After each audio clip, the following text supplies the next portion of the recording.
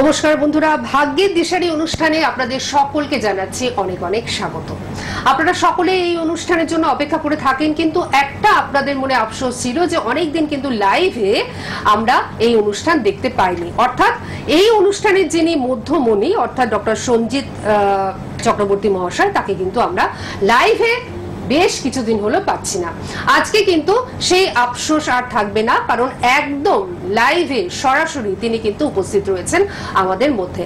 আর তিনি থাকা মানেই কিন্তু একটা অন্য রকম আবহাওয়া তৈরি হয় আমাদের স্টুডিওতে। তার কারণ এত সুন্দরভাবে তিনি আমাদের জ্যোতিষ শাস্ত্রটাকে বুঝিয়ে দেন, যেটা কিন্তু একটা সহজবোধ্য ভাষায় পরিণত হয়।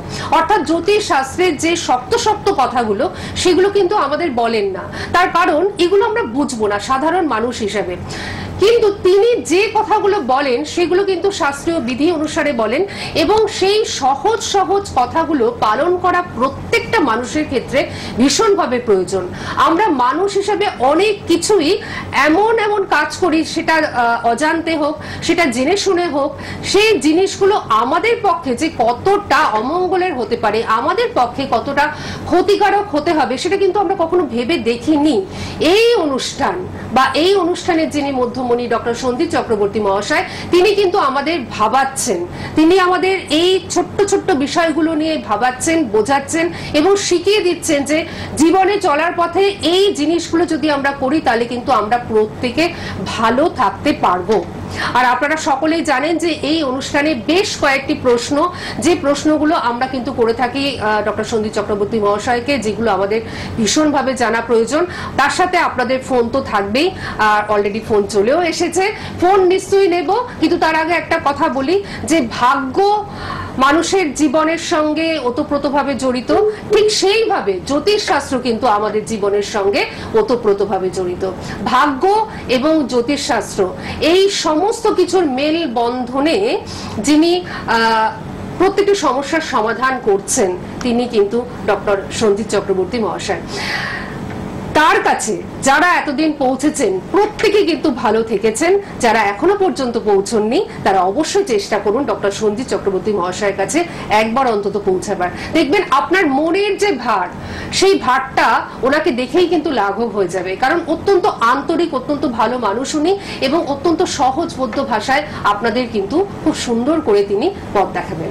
আসুন এই মুহূর্তে আমাদের মধ্যে আমরা স্বাগত জানাচ্ছি যিনি হস্তরেখায় gold medalist doctor Sanjit Chakraborty মহাশয়, যার সম্বন্ধে অনেক কিছু কিন্তু বলা যেতে পারে, কিন্তু এখন যদি সেই সম্বন্ধে বলতে থাকি তাহলে কিন্তু অনুষ্ঠানটাই হয়তো শেষ হয়ে যাবে। বহু উপাধিতে ভূষিত ডক্টর সঞ্জিত চক্রবর্তী মহাশয় এই মুহূর্তে আমাদের মধ্যে উপস্থিত রয়েছেন। আমাদের সকলের তরফ থেকে ওনাকে আমরা জানাচ্ছি অনেক অনেক স্বাগত এবং নমস্কার। বয়স অনুযায়ী সকলকে প্রণাম ও ভালোবাসা, নমস্কার। তো আপনি থাকা মানেই আমাদের দর্শক বন্ধুদের মধ্যে কিন্তু একটা আলোড়ন সৃষ্টি হয়। অলরেডি প্রচুর কিন্তু ফোন এসে গেছে, আপনাদের ফোন নেব, আপনারা একদম চিন্তা করবেন না, নিশ্চয়ই আপনাদের সঙ্গে আমি কথা বলিয়ে দেব ওনার। কিন্তু দু একটা প্রশ্ন, এগুলো কিন্তু ভীষণভাবে আমাদের জানা দরকার।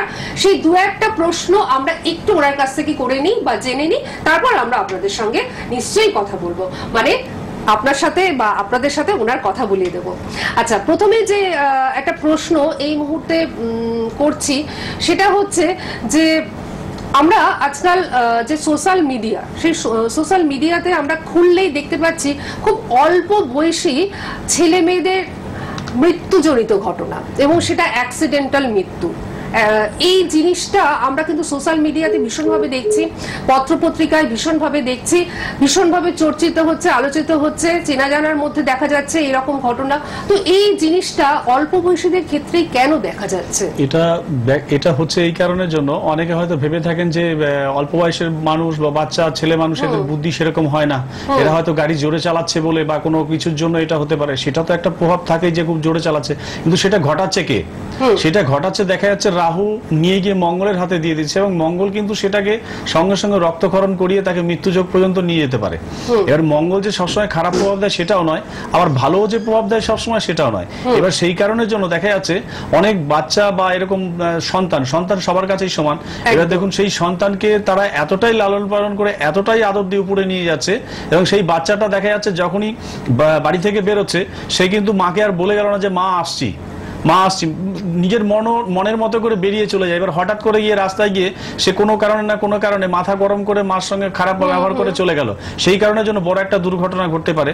এবং আরেকটা যেটা দিক দেখা যাচ্ছে যে বাচ্চা কাচ্চা যাই থাক না, কারণ সকালবেলা ঘুমের থেকে উঠে অবশ্যই মা বাবার উচিত যে এই শিক্ষাটা দেওয়া যে পিতা মাতাকে শ্রদ্ধা ভক্তি করা এবং প্রণাম করে বাড়ি থেকে বেরোনো। এটা যেন প্রচন্ড পরিমাণে এটা সন্তান, আমি যদি আমার বাবা মাকে প্রত্যেকদিন প্রণাম করি, তাহলে আমার সন্তানও কিন্তু সেটা শিখবে যে বাবা মাকে প্রণাম করতে হবে। অতএব সেই সন্তান কিন্তু আমাকে প্রণাম করবে এবং তাকে শিক্ষাও দিতে হবে যে আগে ঘুমের থেকে উঠে আগে ঠাকুর প্রণাম করো, বা ঠাকুর দাদা যারা আছে তাদেরকে প্রণাম করো, ঠাকুর দাদা ঠাকুমাকে, এইগুলো যদি শেখানো যায়, এটা কিন্তু গুরুর একটা ভালো প্রভাব, ভালো আশীর্বাদ এগুলো পাওয়া যায় এবং সেই প্রভাবের ফলে আরো দিকগুলো ভালো আসে। এবার দেখা গেল কোনো সন্তান কোনো কারণে বেরোচ্ছে বাড়ি থেকে, আপনি সঙ্গে সঙ্গে তার হাত কেটে, মানে বাঁ হাতের কেনে আঙুলটাকে কেটে একটু তাকে এঁঠো করে দিন এবং বাপায়ের কেনে আঙুল গোড়ালি থেকে একটু মাটি কোনো রকম একটু ধুলো স্পর্শ করে গলায় এখানে দিন, একটু একটা টিপ দিয়ে দিন, এখানে দিয়ে একটু থুতু দিয়ে দিন এখানে, দেখুন সন্তান কিন্তু এঁঠো হয়ে গেল। যমরাজের ঊর্ধ্বেও যদি কেউ থেকে থাকে সে কিন্তু কখনোই তাকে আর ছুতে পারবে না, অতএব দুর্ঘটনাজনিত কোনো সমস্যা ঘটবে না। এবং প্রত্যেকটা দিন সকালবেলা ঘুমের থেকে উঠে অবশ্যই যেন ঠাকুর দেবতাকে প্রণাম করাবেন। যদি এটা করাবেন পিতামাতা গুরুজনদের শ্রদ্ধা ভক্তি বা প্রণাম করা, তাহলে এই দুর্ঘটনাজনিত সমস্যা কখনোই আসবে না, আসতেই পারে না। সবচেয়ে বড় আশীর্বাদ এগুলোই হয়, অতএব এগুলো করালে কিন্তু এই দুর্ঘটনাগুলো ঘটে না। বাহ, কি সুন্দর করে আমাদের বুঝিয়ে দিলেন যে একটা সাধারণ ব্যাপার, কিন্তু এই ব্যাপারগুলো আমরা প্রচন্ডভাবে এড়িয়ে যাই। সেই জিনিসগুলো আপনি আমাদের এত সুন্দর করে বুঝিয়ে দেন, এই যে প্রত্যেকটি পিতামাতার কাছে তার সন্তান হচ্ছে অমূল্য সম্পদ, এবং এই যে আপনি ছোট্ট করে বলে দিলেন যে তাকে সন্তানকে একটুখানি এটো করে দেওয়া, হ্যাঁ, এই জিনিসটাতে মানে যমরাজেরও সাধ্য নেই যে তার সন্তানকে কেড়ে নেবার। এর সাথে তো জ্যোতিষশাস্ত্র আছেই পাশাপাশি, এই সমস্ত কিছু মিলিয়ে কিন্তু আপনার সন্তানটি একেবারে ভালো থাকবে, যাকে বলা হয় দুধে ভাতে। সত্যি আপনার সন্তান বা সকলের সন্তান ভালো থাকুক। আমরা একটি ফোন নিয়ে আবার আলোচনায় ফিরছি। আচ্ছা, আমাদের মধ্যে কেউ রয়েছেন ফোনে? হ্যাঁ, রয়েছেন ফোনে। কে রয়েছেন? হ্যাঁ, নমস্কার। হ্যাঁ, নমস্কার ম্যাডাম। হ্যাঁ, বলুন, কে বলছেন? হ্যাঁ হ্যাঁ, আমি আমার হাজবেন্ডের সম্পর্কে একটু জানি। নিশ্চয়ই জানবেন। আপনি কোথা থেকে ফোন করছেন? হ্যাঁ, আমি দমদম থেকে। দমদম থেকে ফোন করছেন। হাজবেন্ডের নাম বলুন। হ্যাঁ, সঞ্জীব রায়। সঞ্জীব রায়। হ্যাঁ আচ্ছা আচ্ছা, বলুন, ডেট অফ বার্থ বলুন। হ্যাঁ, ডেট অফ বার্থ 12 ফেব্রুয়ারি 1980। 12 ফেব্রুয়ারি 1980। আচ্ছা, সময়টা বলুন। সময় রাত্রি 12টা 54। রাত্রি 12টা 54। আচ্ছা, জন্মস্থান কোথায়? জন্মস্থান খড়গপুর। খড়গপুরে জন্ম। আচ্ছা, আপনি কি জানতে? 11 ফেব্রুয়ারি ছিল, ওটা যেহেতু রাত্রি 12টা 54, 12 ফেব্রুয়ারি। আচ্ছা, মানে 11 ফেব্রুয়ারি রাত 12টার পর হয়েছে বলে আপনি 12 ফেব্রুয়ারি বলেছেন। হ্যাঁ, ওটা যে কোর্সটি যিনি করেছেন ওখানেই লেখা আছে। ঠিক আছে ঠিক আছে ঠিক আছে, কোনো অসুবিধা নেই। আপনি কি জানতে চান বলুন। 12টা 44। আচ্ছা, রাত্রি কটা আরেকবার বলুন। 12টা 54। হ্যাঁ, 12টা 54। আচ্ছা। আর জন্মস্থান হচ্ছে খড়গপুর। ঠিক আছে, উনি দেখছেন না, ততক্ষণ আমি একটুখানি বলে দিই বুকিং নাম্বারগুলো টিভি স্ক্রিনে যাচ্ছে, একটা রেড বক্সের মধ্যে ডিসপ্লে হচ্ছে, আপনারা দেখতেই পাচ্ছেন। এই বুকিং নাম্বারগুলো সকলে নোট ডাউন করে নিন। এই দুটো বুকিং নাম্বারে যখন আপনারা বুকিং করবেন সমস্ত কিছু ওনার সম্বন্ধে কিন্তু জানতে পারবেন, অর্থাৎ ওনাকে কখন পাচ্ছেন সেটা জানা ভীষণভাবে জরুরি, আসাটাও ভীষণভাবে জরুরি ওনার কাছে। সুতরাং অবশ্যই এই দুটো নাম্বার আপনারা নোট ডাউন করে নিন। 6296473065, 8016626469, এই দুটো নাম্বার। এবং আরেকটি নাম্বার আমি বলছি 7501231550। আবার বলে দিচ্ছি 7501231550। আমি অনুষ্ঠানের মাঝে মাঝেই বলতে থাকবো, আপনারা অবশ্যই নোট ডাউন করে নেবেন। নমস্কার দিদি। নমস্কার। হ্যাঁ, আমি তো দেখতে পাচ্ছি যে আপনার হাজবেন্ড তো খুব বুদ্ধিমান, বা মানে দান ধ্যানে খুব ওস্তাদ লোক, টাকা পয়সা খুব নষ্ট হবে এর দ্বারা। আর বিনা কারণে আপনাদের মধ্যে একটু সন্দেহপ্রবণ, যের জন্য কিছুদিন আগে গন্ডগোল হয়ে গেছে।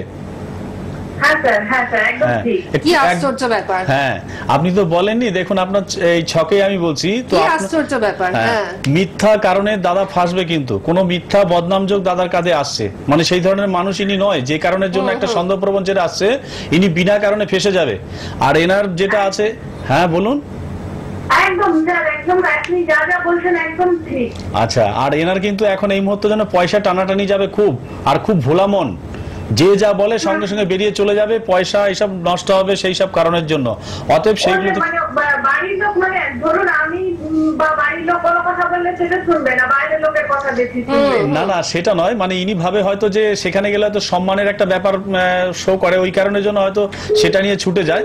লোক খুব ভালো, আর এনার যে সমস্যাটা এখন এই মুহূর্তের জন্য চলছে একটা বড় সমস্যা, টাকা পয়সার ঋণগ্রস্ত হতে পারেন, এবং এনার কিন্তু বা পায়ে একটা চোট আসতে পারে, বা পায়ে একটা চোট আসতে পারে, বড় ধরনের চোট। অতএব এখন থেকে সেটা সতর্ক হয়ে যাবেন, না হলে ঘরে পড়ে থাকতে হতে পারে 2-3 মাসের মধ্যে।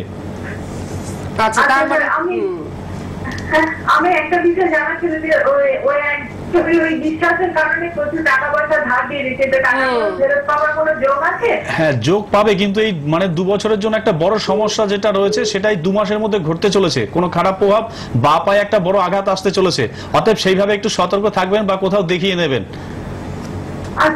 আচ্ছা এবার আমি আপনাকে জিজ্ঞেস করছি যে আপনি তো কিছুই বলেননি, কিন্তু উনি প্রথমেই বলেছেন যে আপনার স্বামী কিন্তু দান ধ্যান করে থাকেন, এবং আপনি এখন বললেন যে হ্যাঁ প্রচুর জায়গায় কিন্তু এরকম টাকা পয়সা দিয়ে আপনার স্বামী কিন্তু রেখেছেন। তো আপনার কেমন লাগছে? একদম, আমি তাদের প্রোগ্রাম দেখি, খুব ভালো লাগে, আজকে লাইনটা পেয়েছি। আপনি একটা কাজ করুন,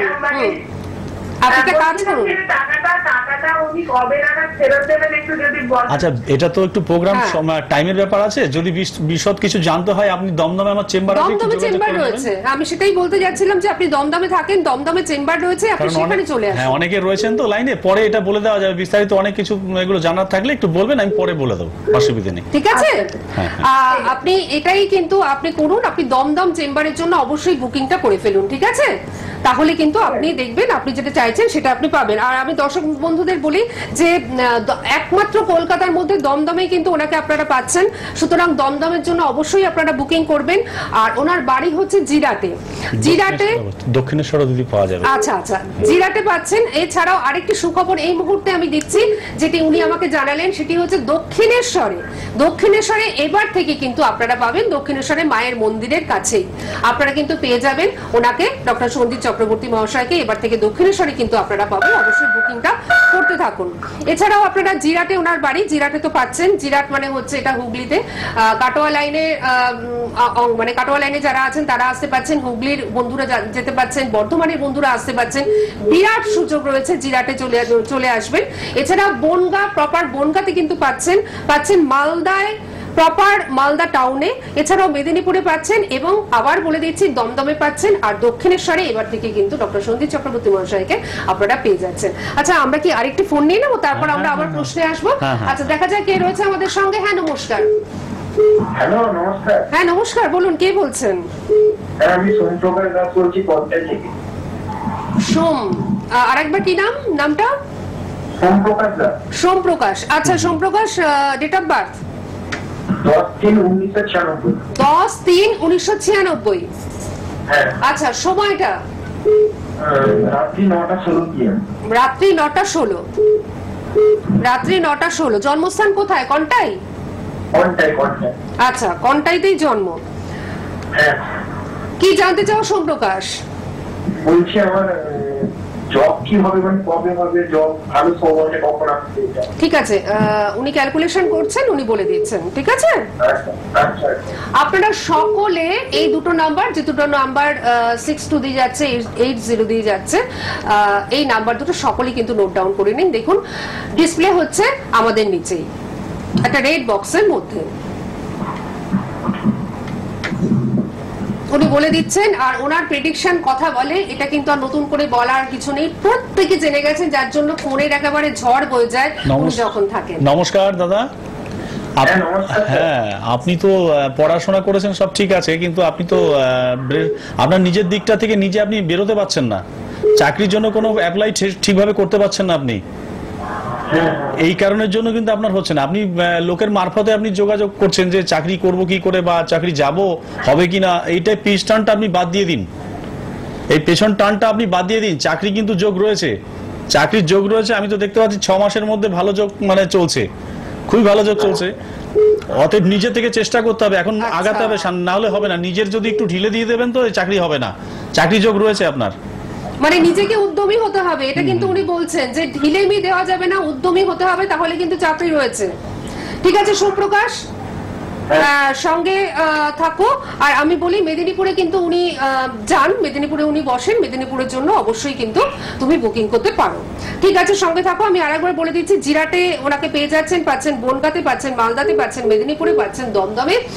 আর এবার থেকে কিন্তু দক্ষিণেশ্বরী মায়ের মন্দিরের পাশেই কিন্তু ওনাকে আপনারা পেয়ে যাচ্ছেন। সমস্ত কিছু ডিটেলস আপনারা তখনই পাবেন যখন যে দুটো নাম্বার ডিসপ্লে হচ্ছে, অর্থাৎ বুকিং নাম্বার, এই বুকিং নাম্বারে ফোন করবেন। এবং আমার মুখ থেকে শুনে আর একটা বুকিং নাম্বার আপনারা নোট ডাউন করে নিন, 7501231550, এই নাম্বার 7501231550। আচ্ছা, আমি ফোন নেব, তার আগে আরেকটি প্রশ্ন। সেই প্রশ্নটা হচ্ছে যে এটাও একটা খুব মানে কমন প্রশ্ন, যে জিনিসটা আমরা ভীষণভাবে এড়িয়ে যাই অথচ প্রত্যেকেই কিন্তু করে থাকি।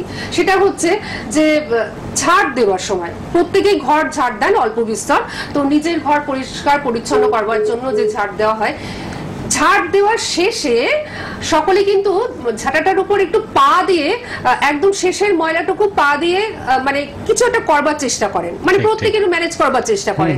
তো এটা কতটা কি যুক্তিযুক্ত? একটা ব্যাপার, এটা দেখা যায় যে অনেক মায়েরা আছেন, মায়েরা দিদিরা আছেন, যে দেখা যাচ্ছে যে ঘরের মধ্যে পুরো পরিষ্কার করে নিয়েছেন, কোথায় একটু আঠা মতো লেগে রয়েছে বা একটু ধুলো রয়েছে, উঠছে না, সেই ঝাঁটার মধ্যে পা দিয়ে সেই ধুলোটাকে আপনি ডলে দিচ্ছেন।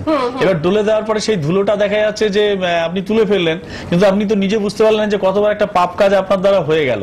এটা একটা জিনিস চিন্তা করবেন, অনেকে কিন্তু দেখবেন কালী পুজোর মধ্যে একটা লক্ষ্মী আর অলক্ষ্মী বলে কিন্তু পুজো হয়, অলক্ষ্মী বলে কিন্তু পুজো হয়। এবার যদি অলক্ষ্মী যদি পুজো হয় তাহলে সেও তো একটা দেবতা, সেও তো একটা দেবতা। দেখবেন অনেক সময় বলে না অপদেবতা, এটা বলা হয়। এবার একটু ভেবে দেখুন, এই যে অপদেবতা কথাটা, এই অপদেবতা কথাটাই কিন্তু এটা মেন ভূমিকা পালন করে।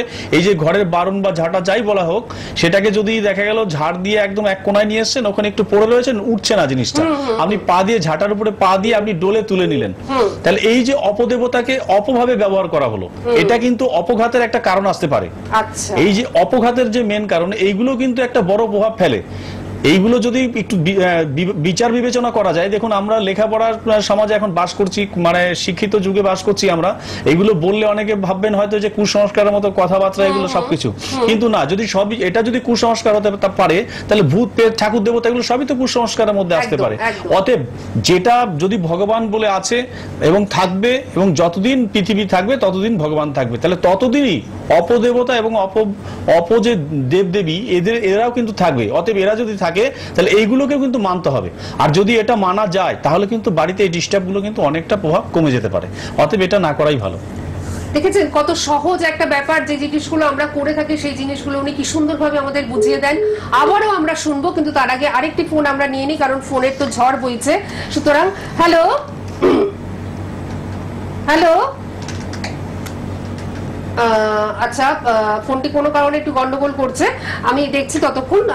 ততক্ষণ আপনারা যেটা করবেন সেটা হচ্ছে 7501231550, এই নাম্বারটি নোট ডাউন করুন।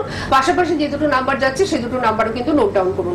আমি আরেকটি প্রশ্নে আসছি। অনেক সময় দেখা যায় যে কোনো জিনিস, কোনো দ্রব্য ছুঁড়ে দেওয়ার একটা প্রবণতা অনেকের মধ্যে কিন্তু থাকে, সেটা পয়সা হোক বা সেটা যে কোনো জিনিস হোক, একটা ছুঁড়ে দেওয়ার একটা প্রবণতা কিন্তু অনেকের মধ্যেই সেটা দেখা যায়। তো এই জিনিসটা কতটা অনেকের মধ্যে, ধরুন এই যে কথা আছে লোভে পাপ পাপে মৃত্যু, তাই এই কথাগুলো আমরা সবাই জানি আর সবাইকে আমরা বলে থাকি লোভে পাপ পাপে মৃত্যু। অতএব যখন দেখবেন আপনার লোভ আসবে, তো লোভ থেকে পাপ আসবে, পাপ থেকে আপনার মৃত্যু পর্যন্ত যেতে পারে, মানে অহংকার জন্মে যাবে। যেমন অহংকার, আপনার কাছে যদি 10,000 টাকা থাকে, এবার সেই টাকাটা আপনি নিয়ে কি করছেন, কেউ আপনার কাছে যদি 100 টাকা পায়, তখন আপনি ওই টাকাটা বের করে ওর সামনে বারে বারে গোনার চেষ্টা করবেন, গুনে নিয়ে তারপরে তাকে কিন্তু সেই 100 টাকাটা দেওয়ার চেষ্টা করা হয়। মানে এরকম সব মানুষের ক্ষেত্রে বলছি না, কিছু মানুষ এটা করে। এবং সেই 100 টাকাটা যখন নাকি আপনি ওইভাবে দিচ্ছেন তাকে, এর মনে করছেন যে টাকাটা এইভাবে ছুড়ে দিলেন, একটা তুচ্ছভাবে আপনি দিলেন।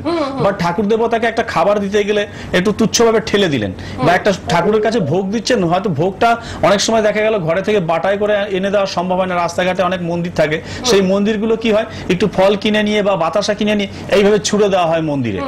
এটা কিন্তু বড় খারাপ প্রভাব। যদি কোনো মানুষকে কোনো খাবার দাবারের ক্ষেত্রে হোক, কোনো টাকা পয়সার দিক থেকে হোক, এইরকম ছুড়ে যখনই দেওয়া হবে তখনই বুঝতে হবে তার ভালো সময়টা তার কাছে চলে যাচ্ছে। যখনই ছুড়ে দেওয়া হবে ভালো সময়টা তখনই তার কাছে চলে যাবে। আর এইটা যদি যেতে থাকে, যেতে যেতে যেতে আস্তে আস্তে তার হাতের বৃহস্পতি আস্তে আস্তে নষ্ট হতে থাকবে। অতএব সে কিন্তু দীনদারিদ্রতায় ভুগবে এবং অর্থ যশ তার আস্তে আস্তে কমতে থাকবে। বৃহস্পতি কিন্তু একদম ডাউনে চলে যাবে এবং রাহুর প্রভাবগুলো এবং কেতুর প্রভাবগুলো ওগুলো আস্তে আস্তে টানতে থাকবে। অতএব যদি মানুষ সেভাবে মনে করেন যে আপনি দিনের পর দিন ওইভাবে দিয়েই যাচ্ছেন সেই অহংকার কথায় আছে লোভে পাপ পাপে মৃত্যু, তাহলে সেই অহংকার দ্বারা আপনি দিচ্ছেন, অতএব আপনার সেই পাপটা হয়ে যাচ্ছে, সেই পাপের দ্বারা আপনার কিন্তু আস্তে আস্তে বৃহস্পতি ক্ষতি হতে থাকবে। অতএব সেইগুলো না করাই ভালো। অর্থাৎ সেটাকে চিন্তা ভাবনার মধ্যে থেকে আস্তে করে দেওয়া যেতে পারে। আপনি যতই ধনী হন কিন্তু যেতে হবে লাস্টে সেই অ্যাম্বুলেন্স বা সেই ঘাটেই যেতে হবে। যত টাকা থাকবে, যত বড় নামী লোক দামি লোক হবে, দেখবেন লাস্টে গিয়ে সেই ঘাটে গিয়ে কিন্তু সেই কম পয়সায় পোড়ানো হবে তাকে। অতএব সেটা চিন্তা ভাবনা করে ছুঁড়ে তুলে দেওয়া বা সেগুলো করা, সেটা কিন্তু খুব ধীর স্থির। দান আর ধ্যান দুটো কথা, দানটাকে কিন্তু সেইভাবে নিতে হবে যেটা আমি দিচ্ছি দানের মাধ্যমে আস্তে করে, তাহলে অতএব আপনার যশ কিন্তু আরো বাড়বে। একটু সঙ্গে থাকুন। দেখেছেন উনি কত সুন্দর করে আমাদের বুঝিয়ে দিলেন যে দানটাকে দানের মতনই করুন, তুচ্ছ তাচ্ছিল্যতার সাথে কিংবা নিজের অহমিকার সাথে সেই দান করা কিন্তু কখনোই উচিত নয়। সেই দানটা কিন্তু দানের পর্যায়ে পড়ে না।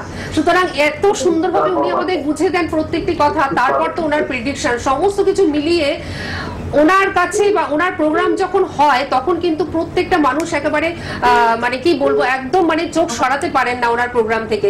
আপনারা যেটা করবেন ওনার কাছে একবার চলে আসার চেষ্টা করুন, দেখবেন একটা প্রপার গাইডলাইন, জীবনে চলার পথে যে একটা প্রপার গাইডলাইন সেটা কিন্তু আপনারা ওনার কাছ থেকে পেয়ে যাবেন। যে প্রপার গাইডলাইনের জন্য আপনারা খুঁজছেন, চারপাশে খুঁজছেন কিন্তু মনের মতন কাউকে পাচ্ছেন না, চলে আসুন ডক্টর সঞ্জিত চক্রবর্তী মহাশয়ের কাছে। দেখবেন আপনি যাকে চাইছিলেন, যেমন ভাবে চাইছিলেন ঠিক তেমনই মানুষটিকে আপনি কিন্তু পেয়ে গেছেন। কে রয়েছেন আমাদের সঙ্গে? নমস্কার। হ্যাঁ নমস্কার, বলুন। হ্যাঁ বলছি, হ্যালো। হ্যাঁ বলুন আপনি। হ্যাঁ বলছি, আমি নদিয়ার বিনগর থেকে বলছি। বলুন। তো আমি হচ্ছে নদিয়ার বিনগর থেকে হচ্ছে সুবীর হালদার। হ্যাঁ আচ্ছা, নিজের সম্বন্ধে জানবেন? হ্যাঁ, আমার নিজের সম্বন্ধে জানবো। আচ্ছা, আপনার ডেট অফ বার্থ বলুন। 31/12/1980। 31/12/1980। হ্যাঁ। আচ্ছা, সময়টা বলুন। সকাল 6:58। সকাল 6:58, তাই তো? হ্যাঁ। আচ্ছা আচ্ছা, 31/12/1980 সকাল 6:58। আচ্ছা, জন্মস্থান কোথায় সুবীর বাবু? জন্মস্থান বিনগর, নদিয়ার বীরনগরে। আচ্ছা, এটা কৃষ্ণনগরের আশেপাশেই। হ্যাঁ, কৃষ্ণনগরের আশেপাশে, কৃষ্ণনগর রানাঘাট আশেপাশে। আচ্ছা, আপনি কি জানতে চান? আমার সময়টা জানতে চাই, আমার সবকিছু মানে বাধা আছে সবকিছু, আমি একটু জানতে চাই। ঠিক আছে ঠিক আছে, উনি বলে দিচ্ছেন। নমস্কার দাদা। নমস্কার, বলছি সুবীর বাবু আপনি শুনতে পাচ্ছেন তো? আচ্ছা আচ্ছা, নমস্কার। আগে বলিনি, আপনার রানাঘাটের অপোজিটে কিন্তু আমাদের জিরাটের নাম শুনেছেন তো? হ্যাঁ নমস্কার, বলছি জিরাটের নাম শুনেছেন তো? রানাঘাটের অপোজিটে। আচ্ছা, ওই জিরাটেই আমার বাড়ি। হ্যাঁ, যদি কখনো মনে হয় সামনে এসে যোগাযোগ করতে পারেন, কারণ ছকে তো অনেক সময় ভুল আসতে পারে, তো হাতে। হ্যাঁ, আপনি টিভিতে শুনুন, আপনি টিভিতে শুনবেন না, আপনি ফোনে শুনুন, ঠিক আছে? নাহলে দুবার করে সবকিছু শুনবেন। আপনি ফোনে শুনুন, উনি কিছু বলছেন। বলছি আপনার রানাঘাট থেকে আমার জিরাট আসতে 20 মিনিট 25 মিনিট টাইম লাগে, জিরাট গঙ্গার এপারে। অতএব আপনি যদি ফোনে কখনো মানে হাতের রেখা তো অনেক সময় ছকে তো অনেক সময় ডিস্টার্ব হতে পারে, তো হাতের রেখাও দেখে কিন্তু অনেক সময় ভালো হয়। অতএব সেটা যদি আসা যেতে পারে খুব ভালো হয়। আর যেটা আমি দেখতে পাচ্ছি আপনার কিন্তু স্বামী স্ত্রীর মধ্যে একটা ডিস্টার্ব প্রবণতা চলবে এখন, পড়ে ঠরে গিয়ে হাত পা কাটাকাটি অ্যাক্সিডেন্ট এগুলো যোগ আমি আপনার দেখতে পাচ্ছি। এর আগে কোনোদিনও পড়ে গেছেন আপনি? বড় ধরনের আঘাত পেয়েছেন? বড় ধরনের কোনো আঘাত পেয়েছেন আপনি? হ্যাঁ, এটা হচ্ছে আপনার একটা প্রভাব চলছে এখন। আর আপনার কিন্তু গোপন শত্রু প্রচুর থাকবে আপনার। এই মুহূর্তের জন্য সবচেয়ে বড় ডিস্টার্ব হওয়া কাজ আপনার হবে না, কোনো কেস খামার আসতে পারে, কোনো হওয়া কাজ আপনার হবে না এই মুহূর্তের জন্য। আপনার কোনো কেস খামার আসতে পারে, জীবনে কেস খামার আসতে পারে আপনার এর মধ্যেই। একটু সাবধানে চলবেন, না হলে একটু বড় ধরনের সমস্যা আপনার সম্মুখীন হতে পারেন। আর আপনি ধার দেনায় কিন্তু জর্জরিত হচ্ছেন, দিনে দিনে ঋণগ্রস্ত হচ্ছেন আপনি। অতএব আপনার কাজ এখন এই মুহূর্তের জন্য কিন্তু হবে না সাকসেস। অতএব 2 বছর আপনার এখনো সময় খারাপ যাবে, খুবই খারাপ যাবে আপনার। তো এই 2 বছরের মধ্যে আপনাকে কোনো বড় জ্যোতিষী দেখিয়ে নেবেন, না হলে বড় সমস্যা আপনার আসতে পারে। এই সমস্যাগুলো দেখা যেতে পারে আপনার। অনেকগুলো মানে সম্ভাবনার কথা উনি কিন্তু বললেন, যে সম্ভাবনাগুলো প্রত্যেকটাই কিন্তু খুব একটা আপনার প্রতিকূলে যাচ্ছে, মানে প্রতিকূলেই যাচ্ছে, অনুকূলে কিন্তু যাচ্ছে না। বিশেষত আইনত একটা সমস্যায় আপনি জড়িয়ে পড়তে পারেন। সুতরাং আপনার যদি মনে হয়, উনি যেটা বললেন যে জিরাটে আপনি চলে আসতে পারেন, সেটা গঙ্গার ওপারেই জিরাট। রানাঘাটে আপনি থাকেন, রানাঘাট থেকে গঙ্গার ওপারেই কিন্তু জিরাট রয়েছে। আপনি কিন্তু অবশ্যই চলে আসতেই পারেন এবং একটা প্রপার গাইডলাইন নিয়ে ভালো থাকতে পারেন। আজকে কিন্তু আমাদের সময়টা একদম শেষ হয়ে গেছে, তাই আরেকবার মনে করিয়ে দেব যে কলকাতার বন্ধুরা দমদমে যেমন পাচ্ছেন এবং দক্ষিণেশ্বরে এবার থেকে কিন্তু ওনাকে আপনারা পেয়ে যাচ্ছেন। দক্ষিণেশ্বরের মন্দিরের মায়ের যে মন্দির তার একদম কাছেই কিন্তু ওনাকে পেয়ে যাচ্ছেন।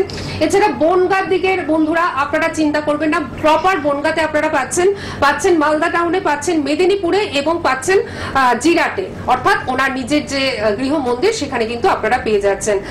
ভালো অনুষ্ঠান মনে হয় খুব তাড়াতাড়ি শেষ হয়ে যায়, হয়তো আপনাদের মনটা ভরলো না এই মুহূর্তে, কিন্তু ওনার কাছে আপনারা চলে আসুন, দেখবেন মনটা আপনাদের একদম ভরে যাবে, জীবনে সমস্যা আর সমস্যা থাকবে না এবং ভাগ্য আপনার সহায় হবে।